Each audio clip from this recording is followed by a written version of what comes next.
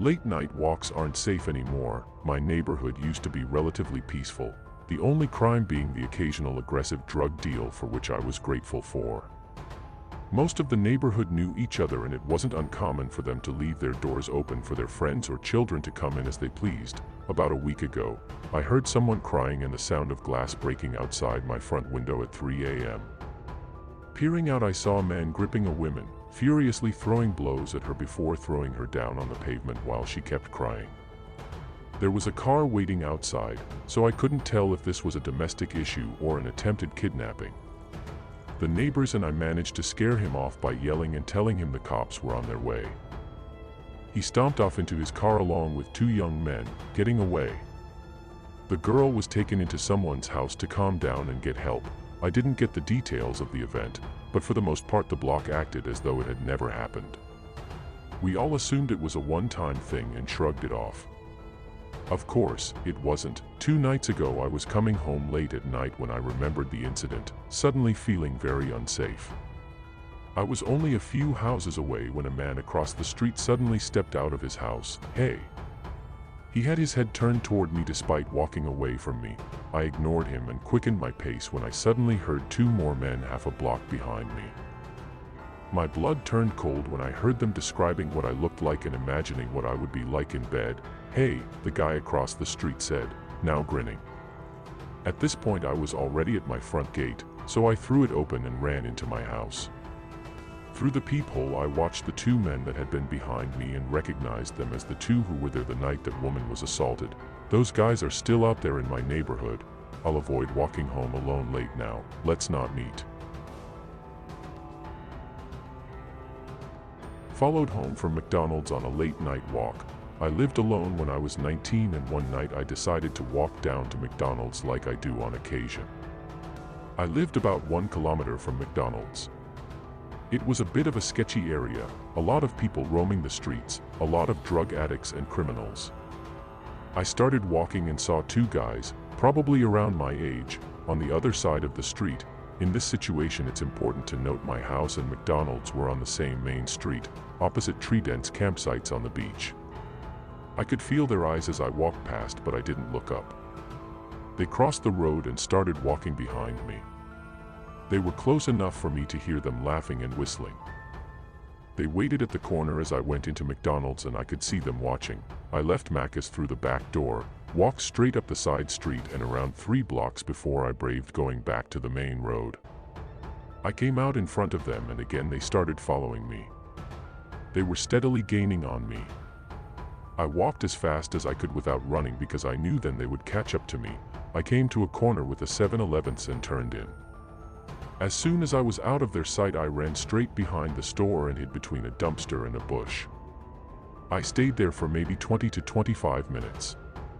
I slowly emerged and went up the next side street. I followed that street down until I came to more shops behind the main street. They were standing under a post light directly in my way.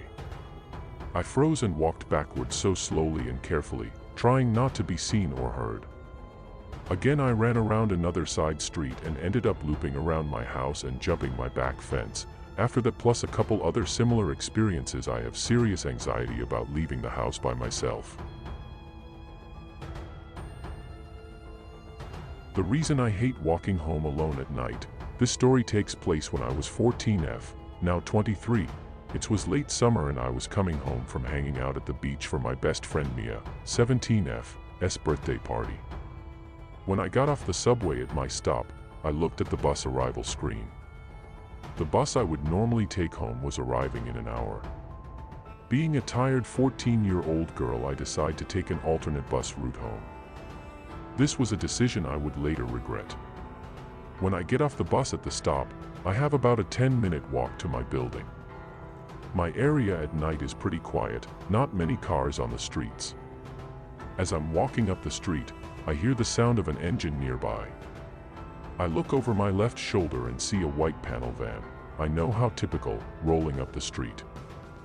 I tried to think nothing of it. But when I turn onto my street, the van does too. Now I'm unsettled and start walking faster. This van is driving slowly and it never passes me. When I turn up the long driveway to my building, the van once again turns too. Now I'm scared. The driveway to my building has an ice rink on the side of it, with bright lights. So I walk beside the rink under the bright lights. There are small town houses on the other side of this driveway. The van catches up to me and stops. So I think maybe this person is lost and trying to ask for directions. I was trying to find some way to rationalize this. I stop. I stay about 4 feet from the van just in case. I look in the van window to see an older man, starting to bald with black hair and a white t-shirt. I ask if they are lost. They don't respond. Instead, they try to get me into their van. I say no and start walking, but the van continues to drive slowly, following me. When a red car begins to drive down the driveway, the van drives all the way to the end of the driveway and waits for the red car to turn out before reversing to be beside me again. The man is still trying to get me into the van. I want to make a mad dash to my building, but I'm worried he will see where I live. So I keep walking. When another car comes down the driveway, the van does what it did before, drive to the end and wait for the car to leave. But this time there is a cab dropping someone off at the townhouses. The cabbie is closing his trunk when he sees me. "Are you okay?" he asks. I tell him how the van has been following me, and every time a car comes, the van drives to the end and waits for it to leave before following me again. The cabbie tells me he will get in his car, drive to the end of the driveway and sit there for a bit so I have enough time to run to my building. I tell him okay and thank you. The van is back in line with me again. So the cabbie gets in his cab and drives up to the driveway. The van follows. I look and see the 2 vehicles sitting there. I run up the rest of the driveway into my building's lobby. My heart is racing. When I get to my apartment, I'm still freaked out. I go into my room and call the cops. While I'm on the phone with the cops, I look out my bedroom window and see the van. It's slowly driving around my building looking for me. Now I'm fully panicking. The cops send officers to sweep the area, but they don't find him. 2 officers came to my apartment to get a statement from me. About a week after this happened, the officers come back to my apartment. They show me a photo of the man from the van that they were able to get from the security camera on the side of my building. I told them the man in the photo was the one that followed me. They told me they found him and that he was being put on the sex offender list. So to the man in the white panel van, "Let's not meet."